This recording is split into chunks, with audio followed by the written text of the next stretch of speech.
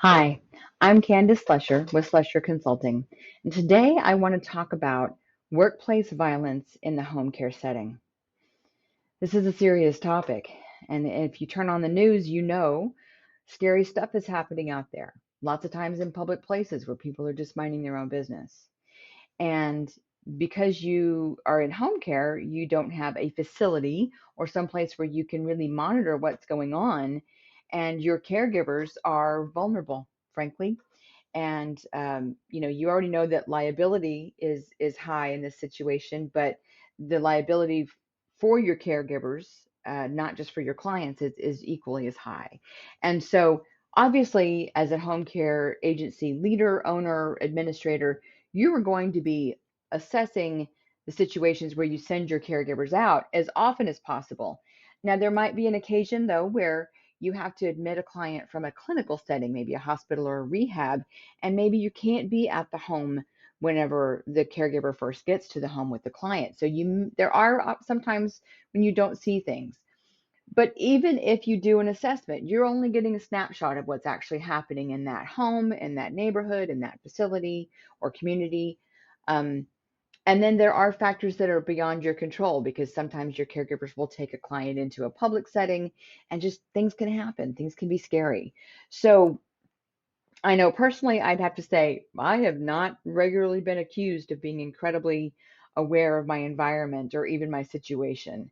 And many of us, I think, in the last several years, this being 2025, are much more aware and concerned about what's going on in public. But having this conversation with your staff at orientation, maybe even doing an annual training is not a bad idea because we all know that, with just raised awareness, we can be more conscious of what's happening around us. So, situational awareness and environmental awareness are things that probably should be talked about on a regular basis with your staff. If you send out a newsletter or regular little notes or text messages, just always want to, hey, remind them, hey, speak up, safety first, see something, say something, whatever your motto is going to be. But your caregivers need to know to take care of themselves and that you're doing everything you can to take care of them as well. So let's just talk a little bit about workplace violence. The definition of workplace violence is threats or acts of physical force, including the presence of weapons, causing or likely to cause harm. Now, that includes the presence of weapons, but we all know people can cause harm or, physical threat with empty hands, right? They don't need a weapon necessarily to create havoc. And so um, you just want to make sure that everybody is aware. And let's talk about this openly. Now, obviously, again, you're going to do the assessment first. You're going to identify everything that you possibly can as a safety concern. And remember, you always have a right to say no. This is a safety issue. I'm not going to send caregivers here.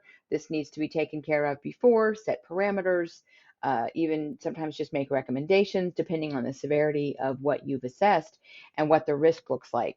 But just remember, money from a client is never more important than the safety of you and your staff. Okay. So if somebody's not safe, you just can say no. This has to be fixed. This needs to be repaired. And sometimes you might even need to report something rather than admitting someone. Okay. Now, where can this happen? Anywhere. Clients' homes, a senior living community, a hospital or rehab setting, any public place, parking lots, sidewalks, even in the office. And violence can happen anywhere, even on the road, right? Road rage is really scary. If you've ever had to deal with that, it's a very, very frightening situation. And you have to drive and control a vehicle while somebody's, being aggressive towards you. So that also could come up because sometimes your caregivers will drive your clients. Now, your caregivers need to be aware of red flags, the same ones that you look for, but red flags like, are there aggressive pets? Are there unknown people around me?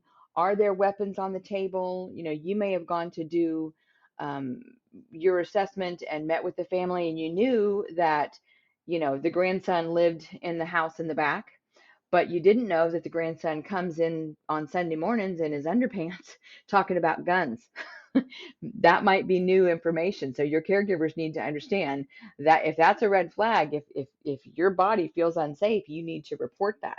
Okay, because you don't always know what's going on a regular basis. Again, your assessment is just a snapshot. So you need your caregivers to be aware and to report. Now, and there could be other red flags. It could just be an occasional, maybe aggressive verbal comment from a family member or friend or acquaintance who visits the client.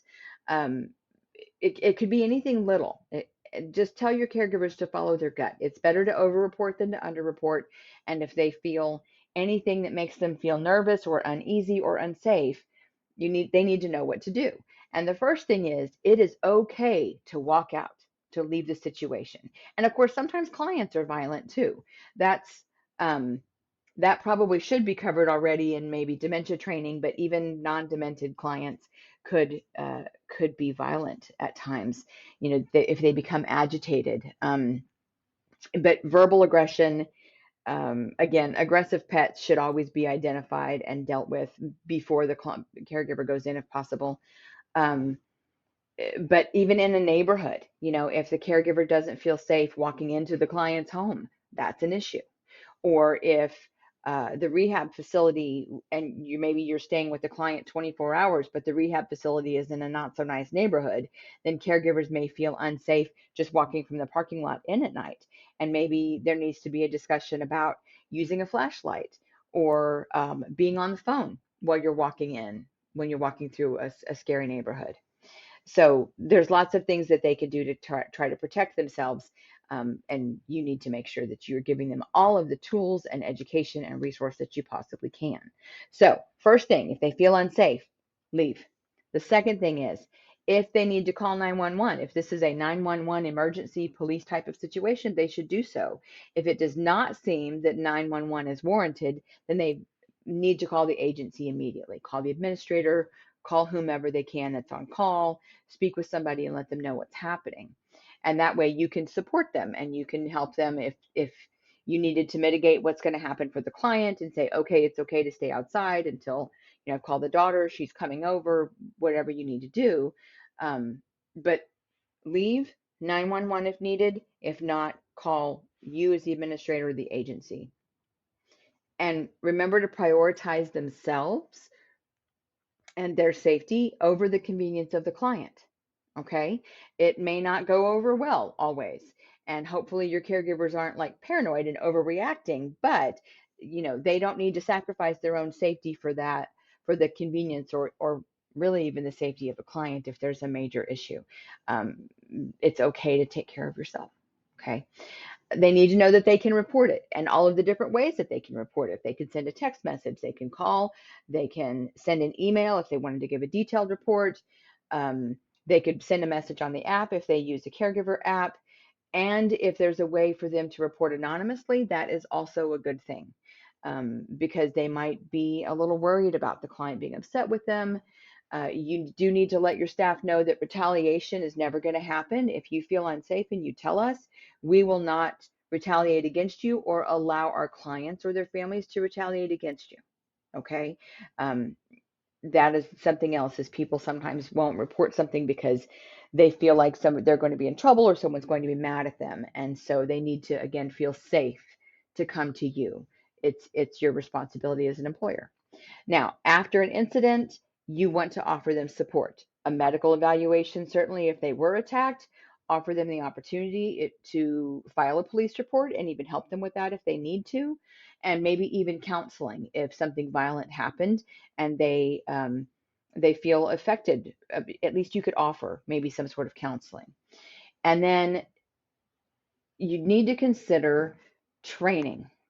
Training ahead of time, not only what to look for, what could happen, but de-escalation training.